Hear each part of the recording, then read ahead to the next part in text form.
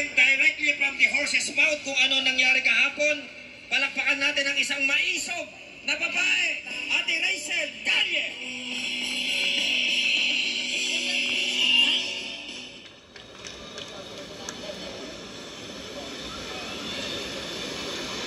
Magandang hapon po sa inyong lahat, mga kamaisog!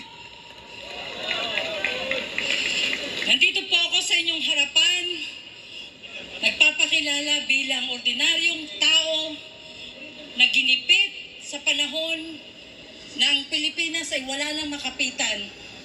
November 21, may 7 lalaki na hindi naka-uniform at nagpapakilalang pulis ang humuli sa akin sa loob ng City Hall ng Makati. At nagpapakita sila ng papel na isang red notice. Ako daw ay wanted ng Interpol. Sinabi ko sa kanila,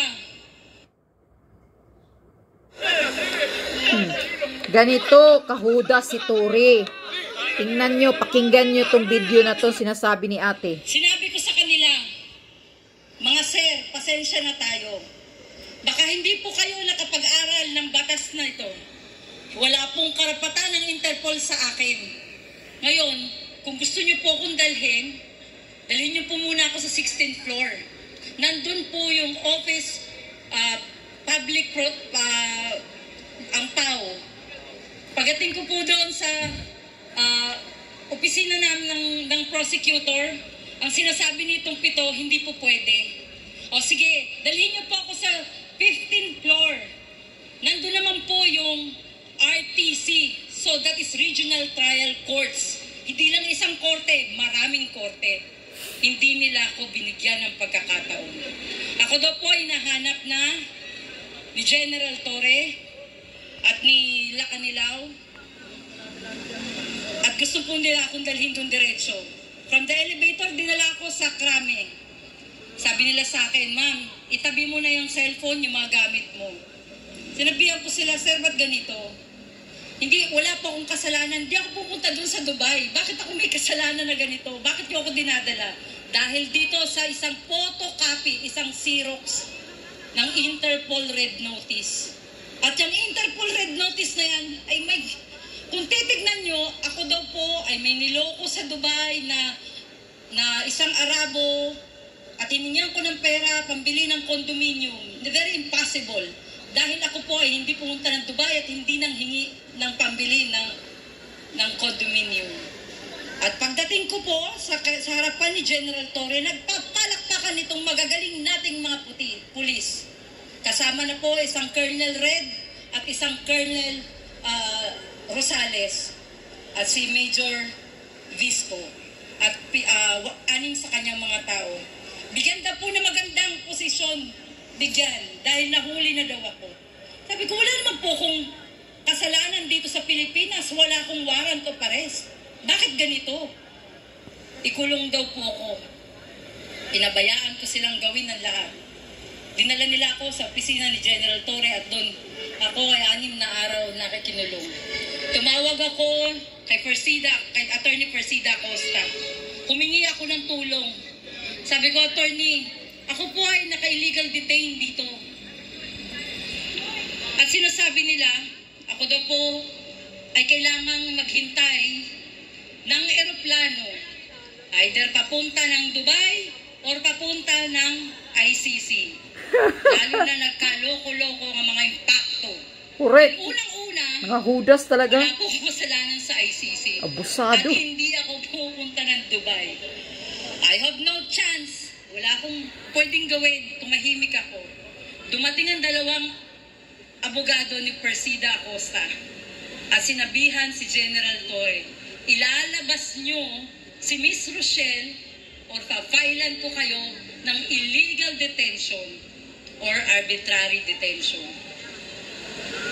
At pagkatapos nun, hindi na nila alam gagawin ni General Torre. Pinatawag na naman niya ako dun sa kanyang lamesa. Kami daw ay mag-agahan. At sa pag-aagahan daw na yon, sabi niya, tutulungan niya ako para ma-filean daw kung sino yung nagre-reklamo sa akin.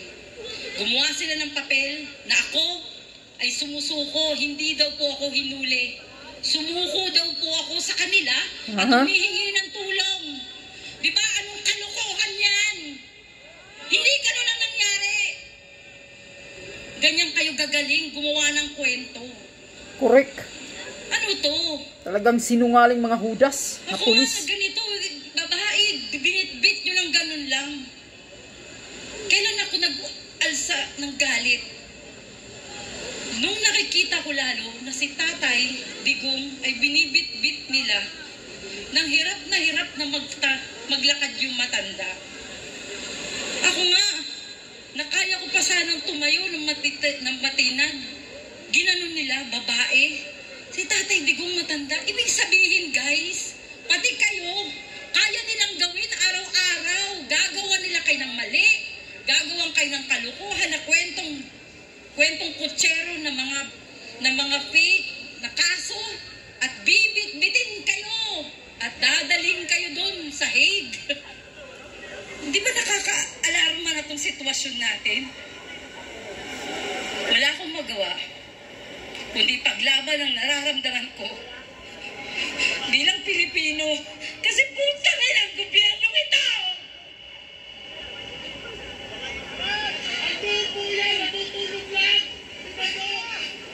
Puta na ng gobyerno ito nung ginawa niyo sa amin! Kami na mamamayang mahirap o ultimo, kami dapat magtanggol yung mga pulis! Kaya ang gumawa ng ganito sa amin!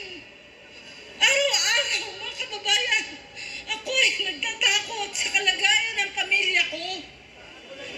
Binabalik-balikan nila kami sa bahay ko. Wow.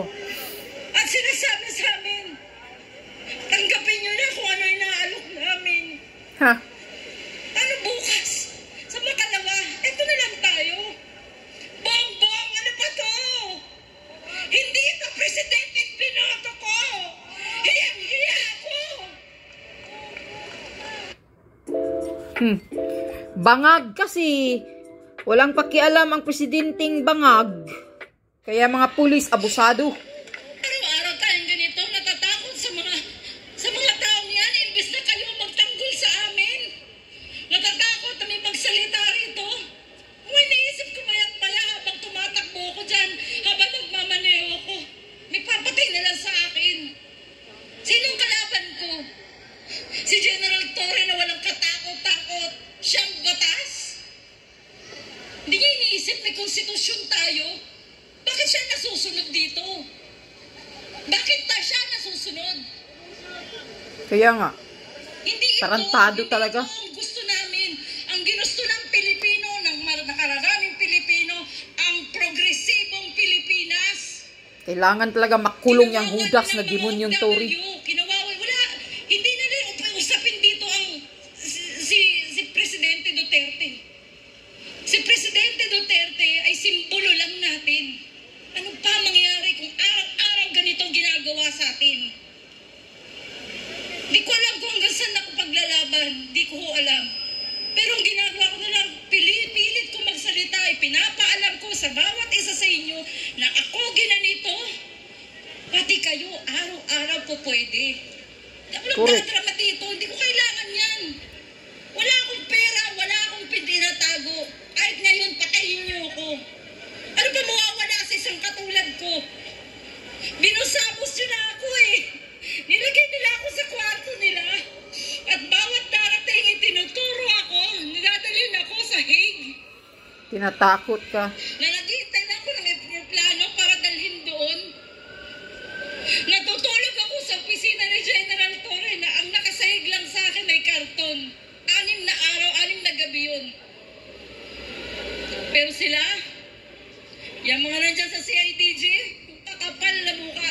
Kung tumingin sa'yo, kala mo ikaw ang may utang na loob sa kanila. Hindi ko na alam saan ako pupunta. Hindi ako nanghihingi ng pera kahit kanino. Ang hinihingi ko sa inyo ay paglaban niyo ang pagka-Pilipino ninyo. Wala na tayong pag-asa. Correct. Ayokong mawala ng pag-asa ang mga anak ko. Ayokong mawalan kayo ng pag-asa. Lumaban tayo. Ipaglaban natin ang kasarinlan natin na pinaglaban na ng mga Pilipino noon.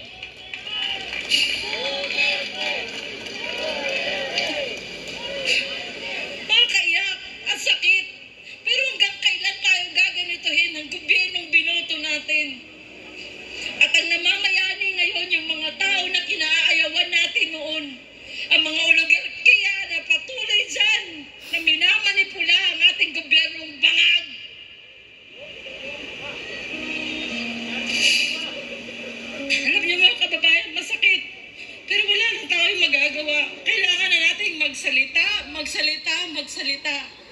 At sa pagdating ng eleksyon na to, pilitin ninyo, ipasok ang Duterte natin. Ito na lang pag-asa para makaabot si Sara.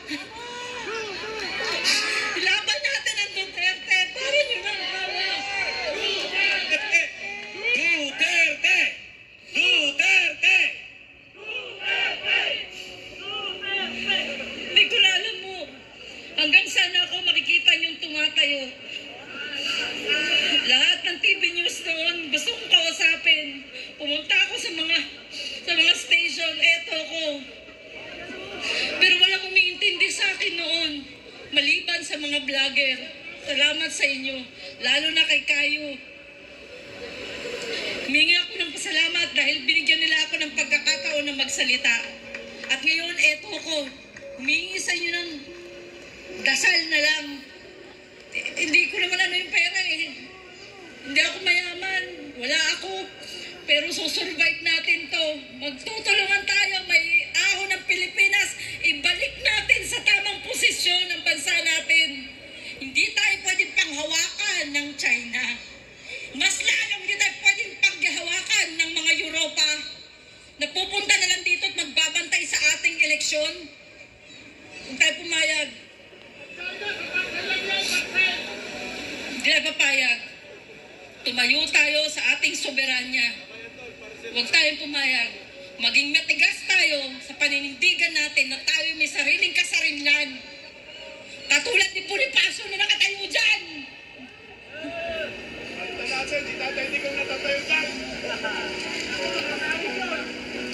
Mga kababayan, ang pag-asa na lang natin ay ang darating na eleksyon. At ang 10 yan, aral nawa, bigyan pa tayo ng may kapal, na i-bless sila, at ang pusin nila'y panghawakan na panindigan ang katotohanan sa ating bansa. Wala nang pag-asa pag hindi pa tayo gumalaw. Sabihin natin sa ating mga pamilya, iboto ninyo straight Duterte. Hindi ko alam. Hindi ako nag-practice, hindi ako nagpupunta ako sa harapan ninyo. Pero makikita ninyo, nandun na tayo, in-entertain na tayo ng media. Salamat sa mga social media, influencer, kay Ma'am Yumi, kay Sir Kayo, binigyan niyo ako ng time. At binigyan na tayo ng panahon ng Philippine Star. Nandun tayo sa Philippine Star. Ipakulong natin yan, si Torre. Ipakulong natin yan si General Torre. Yes, patong-patong, isasampa mo. Nakita ko na yung report eh. Patong-patong ang kaso na Torre ngayon eh. Na pinail nito si Rochelle.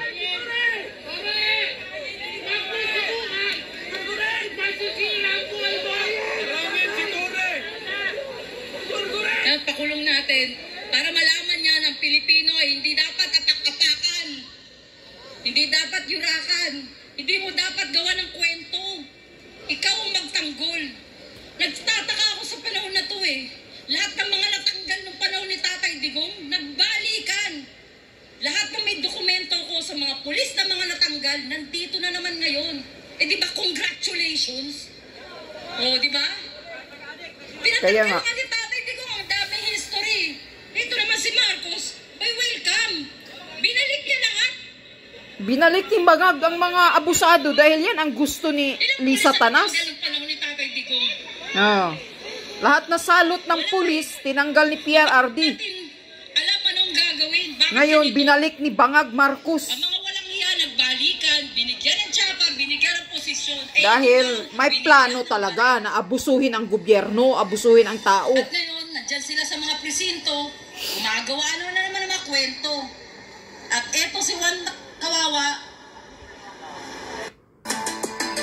Ganyan ang gusto ni Bangag na ang lahat ng nakaupo ay mga salot ng mga demonyo para ganito tayo abusuhin at matatakot sa kanila. hindi alam paano lalaban ang buhay. Kaya mga kababayan, wala na akong maisip na ihingi sa inyo ng tulong. Kundi ipagdasal na sana maawa ang prosecutor, mapakinggan tayo, Mabigyan tayo ng magandang desisyon. Hindi siya dumating. April 21 and 28, hearing namin, walang dumating. Pero 4 na pulis na nirereklamo ko nasa labas ng prosecutor, hindi sila pumasok. Ibig sabihin, ganun sila katigas, di ba? Or wala lang talaga silang isasagot sa ating complaint. Eh, walang takot. Tandaan nyo guys, lalaban ko ito hanggang sa huli. Sana lang, abutan pa tayo ng katotohanan. Makabalik lang talaga si Tatay Digong. Walang takot ang mga pulis na ngayon dahil protektado na ni Bangag. Di ko alam kung nasa ng kalaban ko eh. Sabi ko nga, baka bigla ako i-sniper dun eh. Kaya nga. Pero tandaan niyo, pag ako nawala, alam niyo na sino nga hanapan. Di ba? Sino nga hanapan natin? Hanapan natin si Diwata. Diba? Ang galing niya eh. Nung nandun ako sa panahon, nandun ako sa opisina nila ng 6 na araw, tahimik lang ako pero nag-observe ako. Inalam ko mga pangalan nila until nakasuot sila ng mga uniforme, saka ako nalaman ang kanilang mga names. At yun, nailagay ko sa complaint ko. Kompleto tayo ng ebidensya. At sana, bigyan tayo ng panahon. Dahil, ang mga dokumentong nandun ng mga nakita ko, nakalinya na doon si General Bantag, si Tatay Digong, si Harry Roque. Yeah, yun nga ang plano eh. Lahat ng kalaban nila. Puros Pinila plano nila nila yan. Kaya ano nangyayari ito, alam ko na. Mangyayari talaga yun. Correct. Mangyayari ang panahon na dudukutin nila isa-isa. Ginawa na lang nila kaming sample. Sa papel namin na binalabas nila Kanilaw, 4 kaming Pilipino, isang Chinese, isang Jordanian. May pirma, si General Torre at si Lacanilaw. Yeah, abusado din yan Marcos Lacanilaw eh. Sabay-sabay kaming hinanap nung araw na yon. Kadikit yan ni November 19, Lisa Butod. nagpupuntahan na kami. Yung dalawa pinuntahan sa condominium. Bakit hindi sila hinuli? Tanong nyo. Nagbayad. Bigay sila ng 200,000 each para hindi sila kunin. Oh. Kaya ako, lumaban ako. Hinuli nila ako. Kinuha nila ako. Sabi na, sumama ka na sa amin ma'am para hindi na tayo magka-anuhan dito. Magkapwersahan pa dito. Napilitan akong sumama. Kahit labag sa kalooban ko. At tiningnan ko kung ano mga mangyayari at yun ang natuklasan ko sa kanilang opisina. May plano lang Nababoy talaga. na ng gobyerno natin. Sila mismo ang gumagawa ng problema sa mga taong nananahimik. Kaya kayo, mag-ingat kayo at patuloy na magsalita laban sa gobyernong ito. Magsalita kayo na magsalita. Ingatan natin ang bawat galaw natin. Dahil baka yan ang gamitin nila para magdeklara ng martial law. Yan ang iwasan natin. Hihilain na nga natin. Yan ang problema. Hihilain na. Para hindi natatagal pa. Walang hiya na itong gobyernong ito eh. Wala na tayong maaasahan eh. Nakakatakot. Tingnan mo. Sabi ni Rochelle, nang habang nasa loob siya ng opisina ni Torre for 6 days, illegal detention siya. Tinatakot-takot siya, nadadalhin daw siya sa Dubai, nakahanda na yung aeroplano o dadalhin siya sa ICC. Ganito kawalang hiya at manluloko talaga itong mga pulis tong si Torre. Natanggal ba to ni PRRD noon itong si Torre na to? Di ba marami daw itong kaso noon? Ngayon Torre, patong-patong ang kaso mo dito. Tingnan natin yung sa KOGC, marami ng kaso si Torre nakasampa. Dito na naman kay Rochelle, marami na namang kaso. Sino pa? Ngayon sa kay PRRD pagkidnap, dagdag marami na namang kasong inano kay Torre. Naku Torre, hindi ka na maka-retired. Wala ka nang makukuhang sintabo. Pag retired mo, yung lahat ng pera mo, retirement mo, pambayad mo na lang sa mga abogado mo, sa mga kaso mo. Yan ang tandaan mo, Torre. Pero malay natin, baka nakaipon na ng bilyones si Torre ngayon dahil sa utos na gagawin itong pang-aabuso. Sigurado naman tayong may utos, nag-uutos kay Torre na yan eh. gagawa ba ng bangag na yan na? Diyos ko po. Kaya, ganito yan. Mag-iingat kayo. Lalo na kayong mga negosyante dyan. Marami daw silang dinudukot noon. Pero yung iba, nagbayad ng tag 200,000. Sabi ni Rochelle. Siya, hindi siya nagbayad. Kaya pinilit siyang dinukot. Illegal detention doon sa opisina ni Tory. Hindi naman siya kinulong. Siguro, ang hinihintay ng mga pulis na makipag-settle sitong si Rochelle at papayag na lang sa alok na gusto ni Tory kung magkano. Baka magsabi pa siya, 500,000, i-release mo ako. Kaso matapang din to si Rochelle. Kaya kayo, mga taong bayan, speak up. Kailan pa kayong lumabas at lumabang magsalita? Isa-isahin kayo niyan ng ganitong gobyerno. Wala na po tayong masasandalan. Ganito po ang gobyernong Marcos. Kung ano yung gobyerno noon ng ama niya. Kawalang hiya, kaabusado. Maraming mga pinatay din noon ng ama niya. Kaya maraming kaso sa human rights. Ganito din ang ginagawa ngayon ng bangag na anak na junior. Sinusunod niya ang kabastusan, kawalang hiyaan na ginagawa ng ama niya noon. Inaabuso ang bawat Pilipino. Ano to? Sabi pa nga ni Rochelle, wala tayong masasandalan eh. Imbis na ang mga pulis ang magdidipinsa sa atin, pero sila mismo ang umaabuso sa atin. Kaya itong si Tory, salita ka pa ng salita ngayon na nalaman mong marami kang kaso, nagugulat ka, na-shock ka, kapal ng mukha mo. Bakit ma-shock ka pa? Alam na alam mo yan na labag sa batas yung ginagawa mo, putang ina ka, Tory. Huwag kang magdrama. Ang dapat sa iyo, bago ka maka-retired o pag-retired mo man, doon ka na mabubulok at matitigok sa loob ng kulungan, hayop ka. Yung ginagawa mo sa QOGC, hindi ka dapat kaaawaan, hayop ka. Kitang-kitang pang-aabuso nyo sa QOGC. Kaya humanda-handa ka, Tory. Mabubulok ka sa kulungan kung mabubuhay ka pang hayop kang matanda ka. Pangit pa nga yung mukha mo, para kang multo. Multo demonyo pa yung ugali mo, hayop ka. Di ba nahihiya ang pamilya mo? Hindi ba nahihiya ang mga anak mo sa ginagawa mo? Nakakahiya ka. Kung ako ang anak mo, sasabihan na kitang ihinto mo na yung kawalang hiyaan mo, Papa. Kasi nakakahiya ka sa amin, mga anak.